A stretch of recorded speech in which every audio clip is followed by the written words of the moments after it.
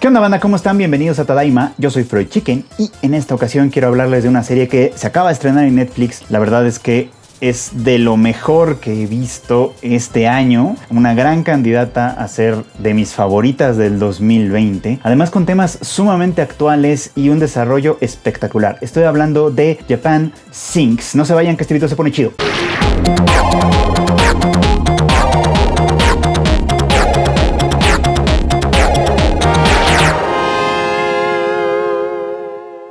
Japan Sinks es una serie dirigida por Masaaki Yuasa, uno de los directores favoritos de este team, como ustedes ya lo saben, que se basa de alguna manera en la novela de 1973, Nippon Shinbotsu de Sakio Komatsu. Esa novela, que es una historia de ciencia ficción, parte de la premisa de que un par de científicos descubren que Japón se va a hundir, que viene un gran terremoto que de alguna manera va a ocasionar que las islas lo que forman el archipiélago de Japón van a empezar a hundirse en el océano Pacífico, provocando obviamente una terrible catástrofe. Sin embargo, la historia que Masaaki Yuasa empieza a contar no nos la cuenta desde ese punto de vista, sino desde el punto de vista de una familia muy particular, que es la familia Muto. Esta familia está formada por el papá Koichiro, la mamá Mari, una hija adolescente que tiene 14 años que se llama Ayumu, y un niño pequeño en edad, digamos, escolar que se llama Go. Esta familia tiene algunas características que ya desde de entrada son bastante importantes. No es una familia japonesa per se, es una familia mixta. El papá es japonés, pero la mamá es inmigrante filipina. Y esto va a tener de alguna manera que ver con algunos de los acontecimientos que van a ir sucediendo más adelante. Pero sin echarles el spoiler, sin contarles la historia en general de qué va, ni mucho menos, porque creo que eso a final de cuentas no es importante. Creo que lo que importa de esta serie es en realidad los temas que toca, que son fundamentales. Si tuviera que resumirla en algo, creo que esta serie trata de contestar una pregunta desde cierto punto de vista. Y esta pregunta es: ¿qué es un país? ¿Qué es lo que hace a un país ser un país? ¿Son sus fronteras? ¿Su gente? ¿Su cultura? ¿Qué? ¿Qué es lo que le da identidad a un país en un momento dado? Y creo que se responde o intenta responder esta pregunta a partir precisamente de la catástrofe. Esto obviamente, pues como está desde el título, no puede ser ningún spoiler, así que venga de una vez, lo vamos a decir, ¿no? Desde el primer episodio ocurre esta gran catástrofe. Primero un terremoto muy fuerte que de alguna manera sacude a la población, se deja sentir, y luego poquito después un terremoto muchísimo más grande ocasiona una gran catástrofe. Una gran catástrofe que además agarra a los 4 miembros de esta familia separados, por supuesto, o sea, cada quien haciendo sus actividades cotidianas, el papá trabajando, la mamá en un vuelo que justamente está en el proceso de aterrizar en el aeropuerto de Haneda, la hija en un entrenamiento, que ella es atleta, por supuesto, y el hijo menor jugando videojuegos en su casa, ¿no? Entonces los 4 están separados en el momento en el que esta gran catástrofe asola al país en primer lugar, ocasionando que la ciudad de Tokio quede devastada. Entonces, a partir de aquí empieza un viaje que la familia hace primero para encontrarse, los 4 miembros, y segundo, para tratar de encontrar la mejor manera de sobrevivir. Obviamente estos 4 miembros de la familia no son los únicos que hacen este viaje. Se le unen al principio unos vecinos y conforme va avanzando la historia, nuevos personajes se van integrando. Pero lo que interesa aquí, por supuesto, que creo que, insisto, es algo que creo que vale la pena mucho destacar, es que la pregunta que flota todo el tiempo en el aire es, bueno, ¿qué es lo que nos hace ser un país? ¿Por qué la serie se llama Japan Sinks y no sé, la historia de supervivencia de la familia Muto, o yo qué sé, cualquier otro título que pudiera ser un poquito más específico de los personajes que nos están narrando esta historia y no de un país del que en realidad poco vemos, pues, ¿no? Porque obviamente, pues los sobrevivientes, cada quien está viviendo su propia historia, tratando de sobrevivir, y nosotros solo estamos siguiendo un fragmento microscópico de toda esa situación que es terrible y que de alguna manera es aterradora. Lo interesante, insisto, es que en este viaje de la familia vamos descubriendo muchísimas cosas. Por un lado, los sentimientos como más individuales, lo que a esta familia le da sentido de pertenencia, de unión, incluso cierto sentido de seguridad en un momento catastrófico como lo es este momento. Es obviamente el sentir que forman parte de un mismo equipo, que tienen personalidades que conocen, que reconocen y que de alguna manera tienen algo que podríamos decir que pasa por el tema del amor incondicional. Se aceptan a pesar de sus errores, catástrofes se respetan a pesar de los momentos en los que pueden fallar, etcétera, qué sé yo, ¿no? Pero conforme las circunstancias van cambiando y nuevas personas vienen a integrarse y traen consigo los pesos de sus propias culpas, la angustia que de alguna manera les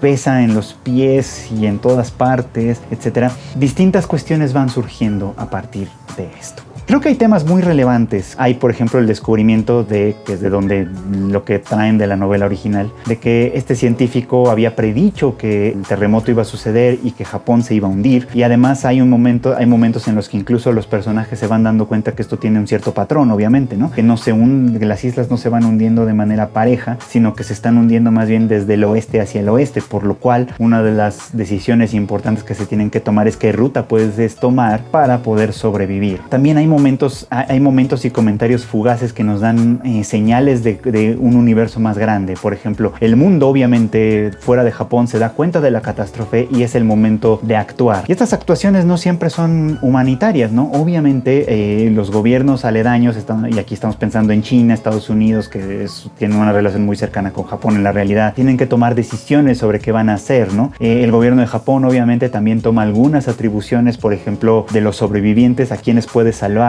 barcos que de alguna manera se han ido preparando y que salen desde las costas del oeste para buscar un destino al que puedan llegar como refugiados, un destino que es incierto además porque las relaciones internacionales son complicadas obviamente, y además la terrible decisión de a quiénes subes primero, ¿no? Y con qué criterios que puedan ser más o menos justos. Por ejemplo, en algún momento hay un personaje que se une al grupo y que es un viejito de los de antes, digamos, ¿no? Que obviamente rechaza todo lo extranjero, es de los que piensa obviamente que Japón es y debe ser el número uno, porque está muy orgulloso de sus raíces, y que al enterarse de que la familia con la que está conviviendo es una familia mixta, digamos, pues no le queda de otra más que ir cediendo un poquito como en esta voluntad, cosa que no todos los japoneses hacen, por ejemplo, ¿no? Hay por ahí la aparición breve de un grupo de ultranacionalistas que pese a toda la catástrofe siguen neceando en la importancia de la pureza de la sangre y qué sé yo, ¿no? Y hay distintos momentos en los que Yuasa y su equipo hacen este tipo como de comentario social en el que ridiculizan de alguna manera obviamente la idea de que lo que hace a Japón un país es la identidad de su raza o su nacionalidad o sus ancestros o qué sé yo. Y obviamente hay de todo, o sea, hay personajes buenos que ayudan, que echan la mano, hay quienes deciden ayudarse unos a otros aunque no se conozcan en absoluto, hay quienes deciden rechazar por completo a todo aquel que no pueda entrar dentro de un universo tribal donde nosotros contra ellos y viceversa. En fin, el viaje de esta familia, tratar de sobrevivir a la catástrofe, es uno que de alguna manera nos muestra a nosotros como espectadores en la cara todo el tiempo que al final de cuentas la humanidad es muy, muy frágil. Uno de los aspectos más importantes de que esta historia haya salido justo en este momento tiene que ver de nueva cuenta con cosas que hemos dicho en otras ocasiones. Por ejemplo, sabemos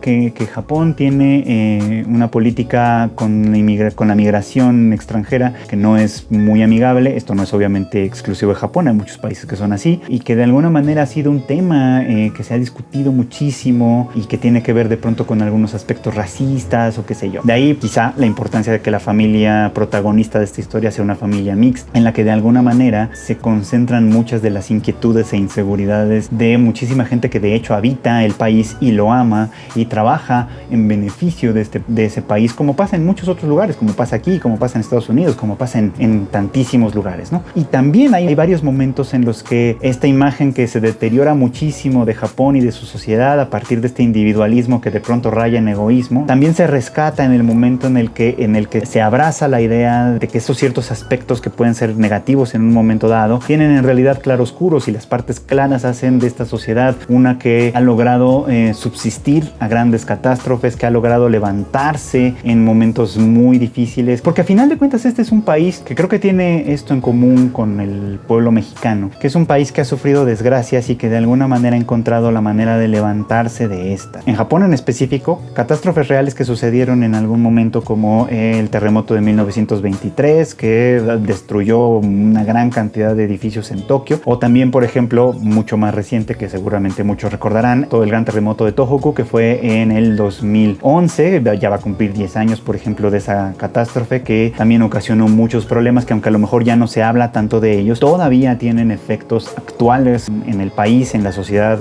que vive en ese lugar, etc. Entonces creo que lo que Masaaki Yuasa ensaya a través de Japan Sinks es mucho más que una historia de catástrofe. Creo que lo que Yuasa se pregunta y se responde o se intenta responder a partir de esta historia es justamente la idea de que lo que nos hace un país, que a final de cuentas es una frontera que puede ser artificial, creada, no es realmente lo que somos nosotros como seres humanos. Lo que nos hace un país en un momento dado es que vivimos en él, tenemos raíces en él y que tenemos historias y relaciones, y de alguna manera eso es lo que lo hace mucho más cercano. A final de cuentas, poco importa todo lo que sea demasiado grande si no podemos mirar al que tenemos junto, extenderle una mano y compartir con él un pan, una botella de agua o cualquier cosa que pues que tengamos a la mano, ¿no? Pero además, en este momento, el mundo entero está enfrentando una pandemia, y esta pandemia de pronto que no se puede ver porque no destruye nuestros edificios, porque no revienta la tierra en pedazos, porque no genera incendios ni mucho menos, sino que causa muertes, que por la naturaleza misma de la pandemia se quedan encerradas en algún lugar que los demás no vemos.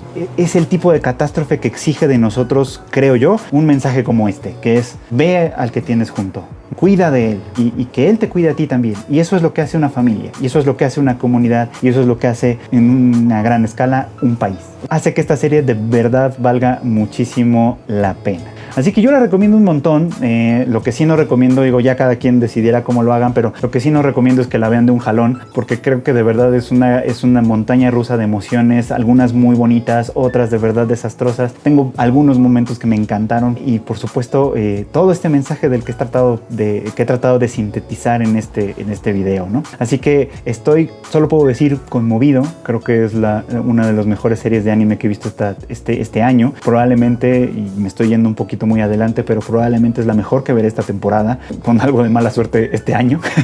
Pero sin duda estoy muy complacido y tengo ganas, intenciones de leer la novela original, por lo menos para ver de qué manera Yuasa se fue desviando de esa historia, de qué cosas tomó de ahí, qué cosas no tomó de ahí. Así que a ver si en algún momento me hago con un ejemplar de ella. Yo soy Fruit Chicken y pues les agradezco mucho que se hayan quedado a ver este video. Ya saben que pues aquí estamos en nuestras redes sociales de Tadaima MX en todas partes. A mí ya saben dónde me pueden encontrar siempre para platicar sobre todos estos temas, y nos vemos en el siguiente Tadaima.